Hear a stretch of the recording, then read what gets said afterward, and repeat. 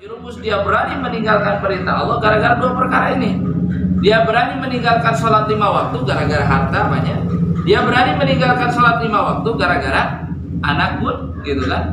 Maka ini kalau misalkan orang melakukan seperti itu, misalkan dia lebih cinta kepada hartanya daripada Allah, dia lebih cinta kepada anaknya daripada Allah Subhanahu wa taala. Ketika datang perintah Allah lebih memilih nungguin harta, ketika datang perintah Allah lebih memilih kepada anaknya, maka wa may yaf'al dzalika fa ulaika humul khasirun.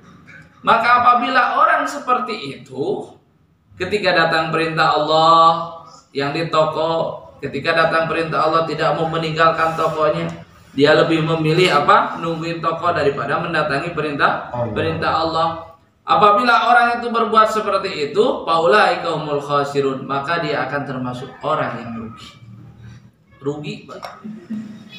Para bapak ibu hadirin yang dimuliakan oleh Allah Subhanahu wa taala.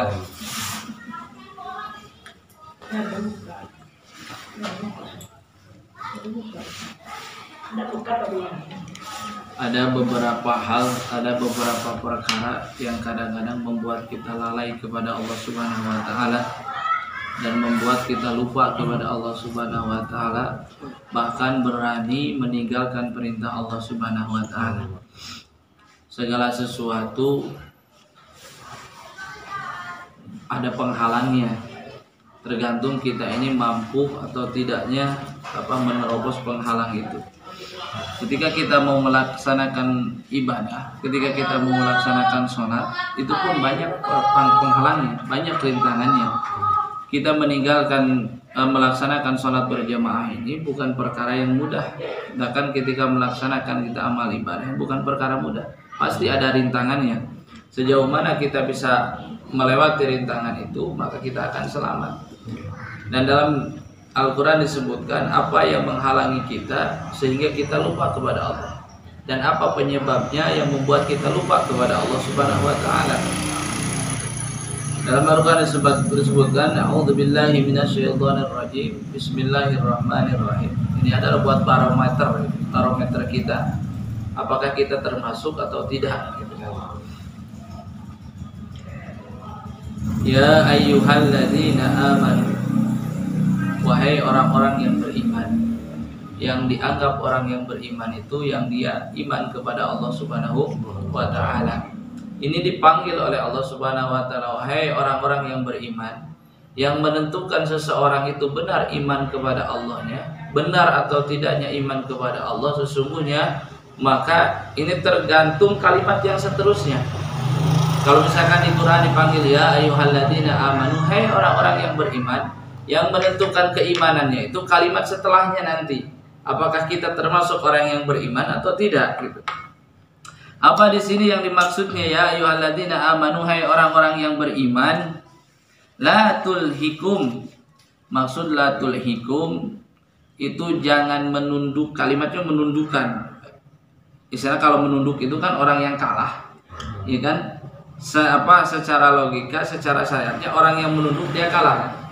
Orang yang kalah. Jadi intinya jangan menundukkan kepada kalian, jangan mengalahkan kepada kalian, jangan melalaikan kepada kalian apa amwalukum, harta-harta kalian.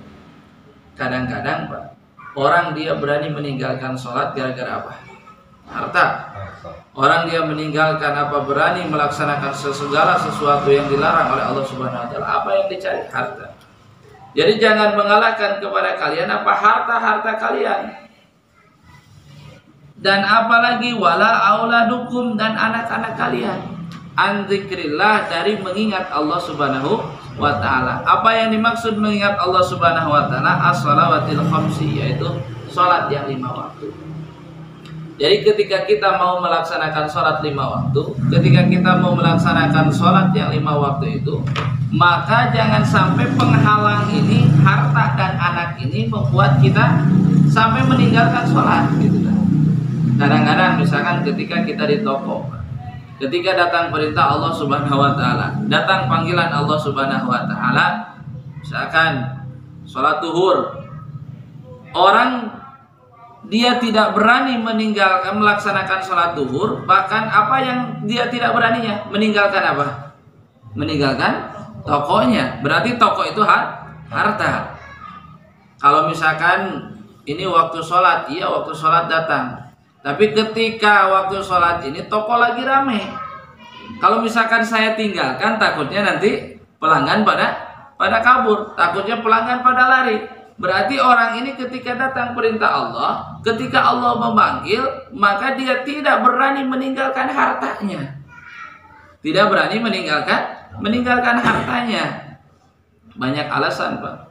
Kalau misalkan orang dipanggil oleh Allah Subhanahu wa taala, ini kan dagangan saya lagi ramai, ini kan pelanggan saya, ini kan berarti harta. Ini justru kata Allah Subhanahu wa taala, ini kalau misalkan ketika dia di toko terus datang perintah Allah, dia lebih memilih nungguin toko daripada melaksanakan perintah Allah. Berarti tandanya dia kalah dengan harta, ya kan?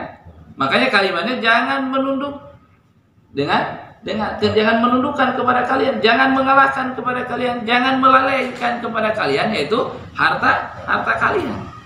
Dan apalagi anak kalian. Dari apa? Dari mengingat Allah Subhanahu wa taala. Rata-rata kalau misalkan ibu-ibu ketika datang perintah Allah, ini kan anak saya, ini gimana, banyak alasan kan. Nah, inilah dua perkara ini. Kadang-kadang orang terjerumus, dia berani meninggalkan perintah Allah gara-gara dua perkara ini. Dia berani meninggalkan sholat 5 waktu gara-gara harta banyak. Dia berani meninggalkan sholat 5 waktu gara-gara anak pun, gitu kan. Maka ini kalau misalkan orang melakukan seperti itu, misalkan dia lebih cinta kepada hartanya daripada Allah, dia lebih cinta kepada anaknya daripada Allah Subhanahu wa taala. Ketika datang perintah Allah lebih memilih nungguin harta, ketika datang perintah Allah lebih memilih kepada anaknya, maka wa may yaf'al dzalika fa ulaika humul khasirun. Maka apabila orang seperti itu, ketika datang perintah Allah yang di toko, ketika datang perintah Allah tidak mau meninggalkan tokonya, dia lebih memilih apa? Nungguin toko daripada mendatangi perintah Allah. Apabila orang itu berbuat seperti itu, faulaika humul khasirun, maka dia akan termasuk orang yang rugi. Rugi, Pak. Ya rugi. Kalau misalkan orang berangkat berjamaah, kita nggak berjamaah, rugi nggak? Rugi, Pak.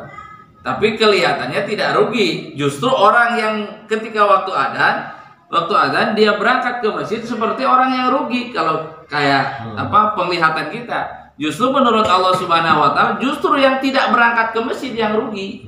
Karena tidak mendapatkan pahala daripada Allah Subhanahu wa taala. Tapi kan kita melihatnya yang dohir, ya kan? Yang dilihatnya yang dohir. Seolah-olah orang meninggalkan toko, rugi itu. Tadi ada yang beli nggak jadi, nah, gitu kan? Tadi ada berapa orang yang beli nggak jadi, sekelihatannya rugi, padahal justru nanti akan diganti oleh Allah Subhanahu wa taala. Justru ini kata Allah yang berfirman, kalau orang berbuat seperti itu, maka dia termasuk orang yang rugi. Apalagi bagi orang yang beriman itu, wa anfiqu, dan dia menginfakkan, wa anfiqu, dan infakkanlah. Infak untuk apa? Zakati, keluarkan zakatnya, zakat mal. Kalau yang sudah mampu, sudah itu apa? Sudah nisabnya. Mimma razaqnakum, dari perkara, dari apa yang telah aku rizkikan kepada kalian. Ini perintahnya pertama. Perintah pertama, kita jangan kalah dengan harta, jangan kalah dengan anak ketika berhadapan dengan perintah Allah Subhanahu wa taala. Jadi ketika datang waktu sholat, maka tinggalkan harta, tinggalkan anak sejenak saja. Laksanakan sholat. Dan setelah itu orang yang beriman itu menginfakkan sebagian harta yang telah diberikan oleh Allah Subhanahu wa taala. Kapan min qabli ayyatiya ahadakumul mautu, sebelum datang kepadanya maut. Jadi kita ini menginfakkan harta itu sebelum datang maut, Pak. Karena kalau misalkan ketika sudah maut, itu bukan lain lagi urusannya. Ketika kita sudah meninggal, sudah tertutup semua amal. Tertutup semua amal. Meskipun kita harta punya miliaran, tanah punya hektaran, rumah kontrakan puluhan, tapi ketika kita sudah meninggal, maka putus semua. Sudah bukan bagian kita lagi itu, tapi sudah bagian ahli waris. masih mending kalau misalkan digunakan oleh ahli waris kepada perkara yang baik. Tapi kalau misalkan digunakan bukan perkara yang baik, maka kita juga akan ke bawah-bawah. Nah, jadi sodako itu menginfakkan harta itu kapan? Min qabli ayatiya ahadakumul maut, sebelum datang maut kepada kita. Sebelum datang maut. Karena apa? Orang yang dia tidak mau menginfakkan hartanya, dia tidak mau bersedekah, dia tidak mau mengeluarkan zakatnya setelah maut, maka apa perkataan orang yang setelah maut? Fayaqulu rabbi laula akhartani ila ajalin qarib. Maka orang yang dia tidak mau menginfakkan hartanya sebelum dia datang maut, apa yang dia katakan? Rabbi laula akhartani ila ajalin qarib. Wahai Tuhanku, seandainya engkau menunda kematianku sebentar saja. Ini kalimatnya kalau kata santri lau itu ditamani. Kalau ditamani itu tamani sesuatu kita ada harapan tapi tidak mungkin terjadi, itu tamani namanya. Misalkan contoh tamani itu seperti ini. Ada seorang kakek-kakek nongkrong di pinggir jalan gitu kan. Lewatlah seorang gadis. Apa yang ada dalam benak hatinya? Karena dengan melihat gadis, misalkan wanita cantik, seandainya aku kembali lagi ke masa muda, mungkin aku akan melamar gadis itu. Itu mungkin nggak terjadi?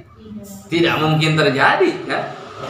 Kalau misalkan dia seorang yang sudah tua, pengen kembali lagi ke muda, itu namanya tamani, sesuatu yang tidak mungkin. Nah itu pun seperti ini, penyesalan seseorang yang dia tidak mau menginfakkan hartanya ketika sebelum mati, maka setelah mati perkataannya laula akhartani ila ajalin qarib. Seandainya engkau menunda sebentar saja kematianku, apa yang akan dia kerjakan? Fa asaddaqa wa akum minas sholihin. Maka aku akan mengeluarkan sedekah dan aku akan menjadi orang yang soleh. Itu orangnya itu, orang yang ketika setelah mati itu penyesalannya seperti itu, Pak.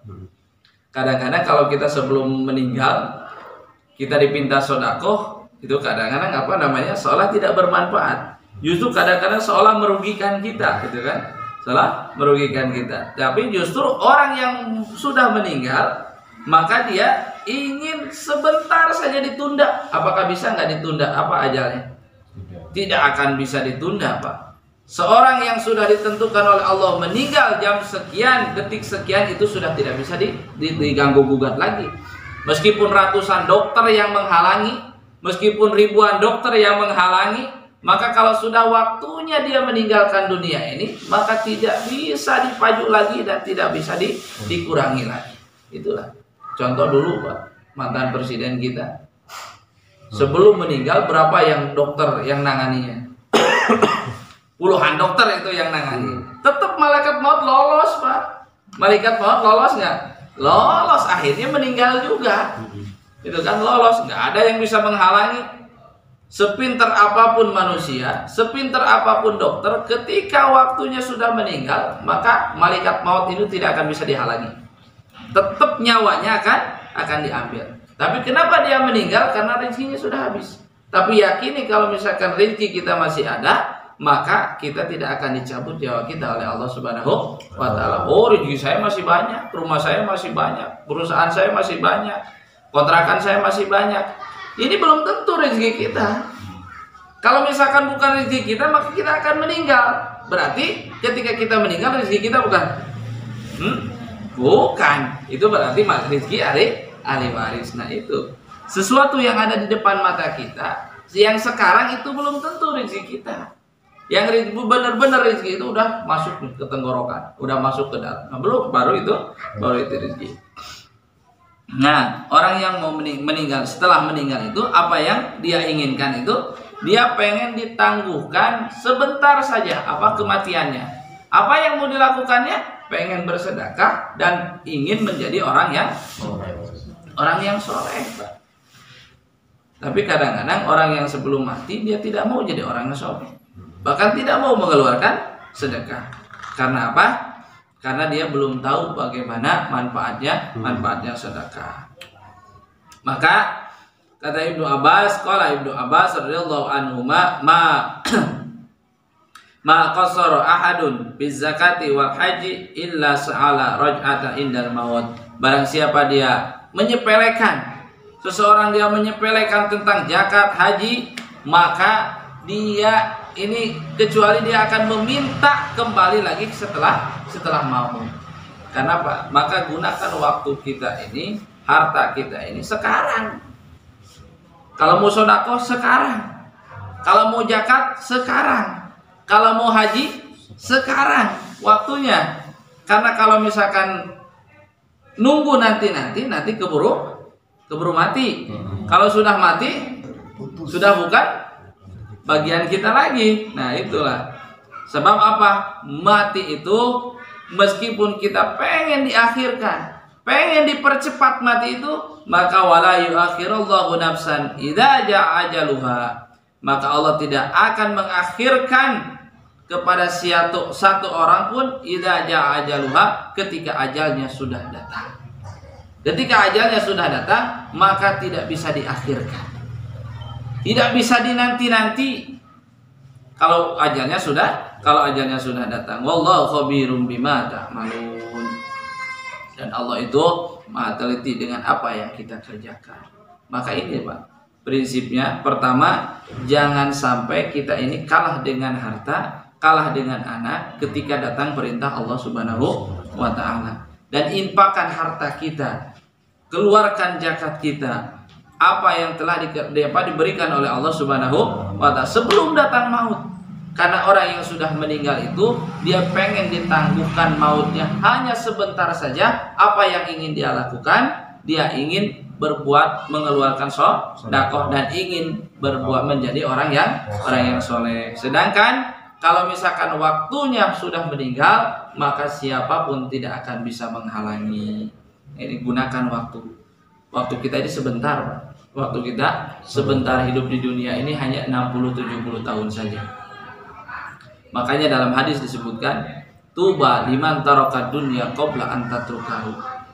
Sungguh berbahagia orang yang dia meninggalkan dunia sebelum dunia meninggalkannya. Hidup itu dua perkara saja.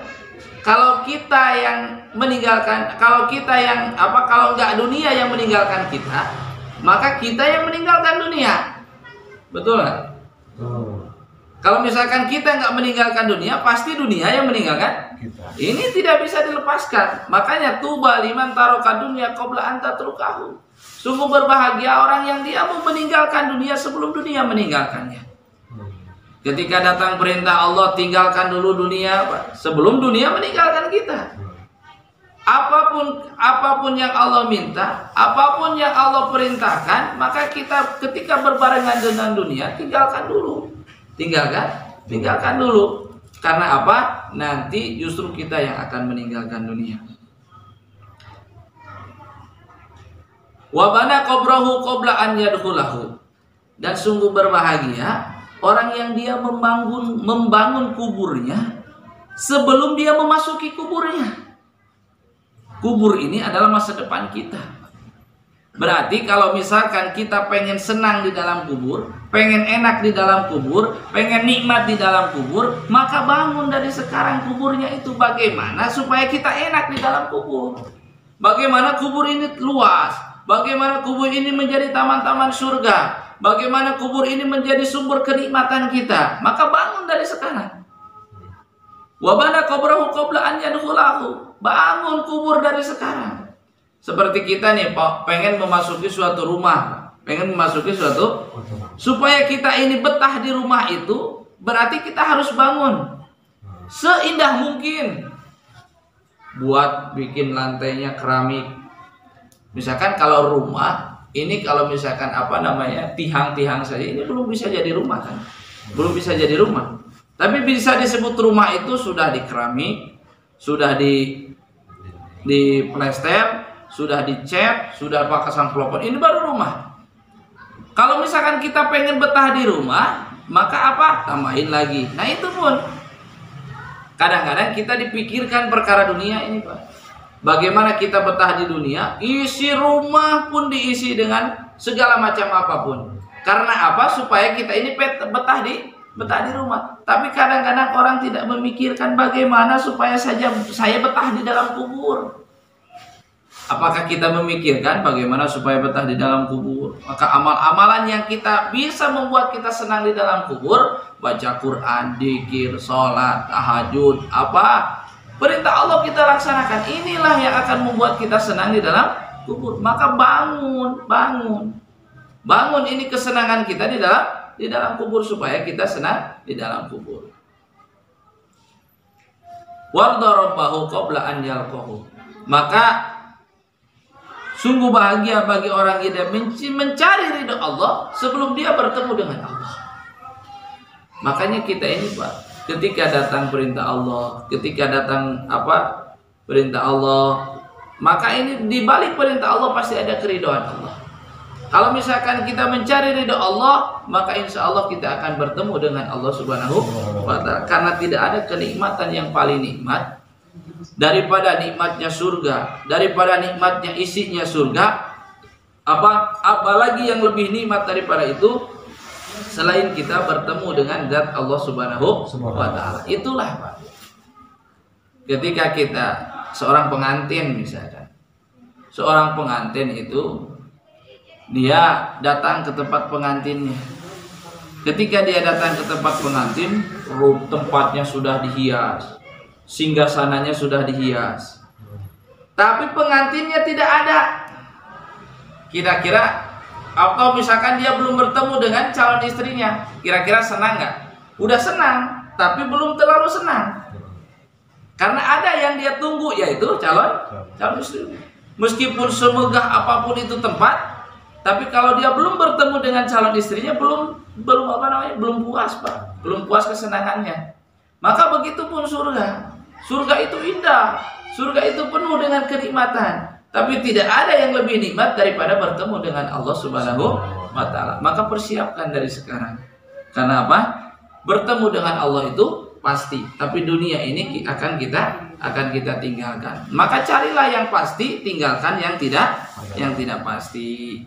Kita mah kadang-kadang sekarang nyari yang tidak pasti, tapi yang pasti tidak dicari. Allah itu pasti, kita bertemu dengan Allah Subhanahu. Maut itu pasti, dunia ini akan kita tinggalkan. Kita lebih banyak nyari dunia yang tidak pasti atau mempersiapkan bekal untuk setelah mati. Kebanyakannya mencari dunia, kan kebanyakan seperti itu. Masa depan semua orang itu sama. Orang yang tadi rumahnya mewah, berapa hektar misalkan, penuh dengan kolam renang, penuh dengan kenikmatan di rumahnya, apapun ada di rumahnya, ketika meninggal sudah 2x1 sama. Orang miskin 2x1, orang kaya 2x1, pejabat 2x, rumahnya itu semua sama 2x1. Rumah kita yang kita tinggalkan apa? Nggak ada, sama-sama. Semuanya masa depan kita ini adalah sama. Justru nanti perumahan yang nanti kita mau masuk perumahan real estate, atau mau misalkan perumahan yang komersil, atau mau masuk perumahan yang subsidi. Nah, nanti beda-beda itu di dalam kuburnya itu. Meskipun kuburnya kecil tapi terasa real estate. Meskipun kuburnya kecil tapi ya lumayanlah komersil, agak mahal dikit gitu kan. Ada lagi misalkan meskipun kuburnya sama seperti itu, tapi di dalamnya ada yang seperti rumah subsidi gitu kan, ya sumpuk-sumpuk dikit gitu kan. Ada lagi yang parah seperti rumah kumuh. Nah itulah, meskipun tempatnya sama 2x1, jadi yang menentukan dia bahagia atau tidaknya di dalam kubur bukannya kuburannya dihias, bukan, tapi amalannya dia selama hidup di dunia. Itulah yang akan membuat dia senang atau tidaknya di dalam kubur. Nah itulah pikiran masa depan kita itu Pak. Masa depan kita itu 2x1. Nggak ada lagi 1000 meter kali 1000 meter, enggak. 2x1 saja sudah. Pikirin bagaimana kita membuat membuat rumah 2x1, bahagia di situ. Makanya kalau misalkan kita bahagia di situ, maka kita akan bahagia selama-lamanya. Tapi kalau misalkan kita celaka, maka akan celaka selama-lamanya. Nah,